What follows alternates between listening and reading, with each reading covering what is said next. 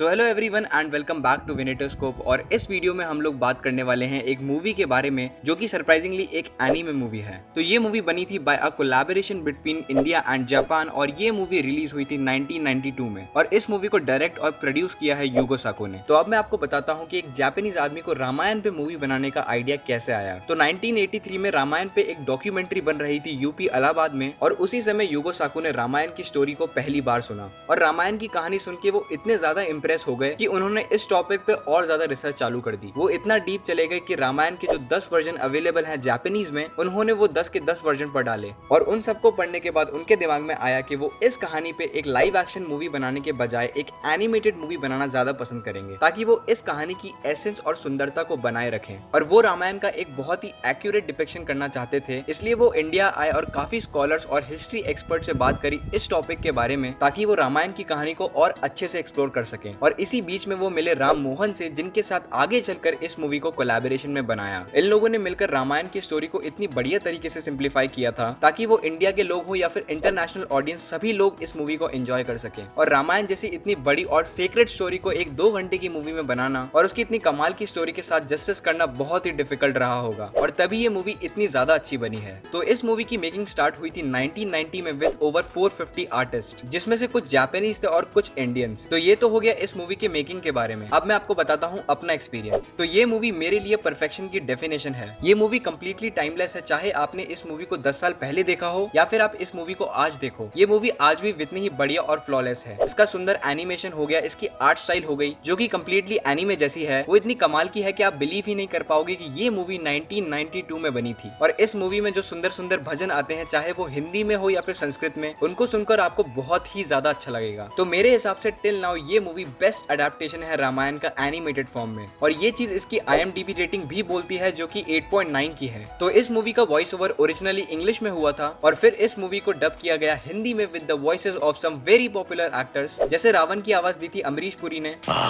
तुम जागी हुई हो। मेरा दिन तुम्हारे मुख की ज्योति देखकर ही आरंभ होता है। नरेटर की आवाज दी थी शत्रुघ्न सिन्हा ने। जब जब पृथ्वी पे कोई बड़ी आपत्ति आती है, भगवान विष्णु स्वर्ग से उतरकर धरती पे आते हैं।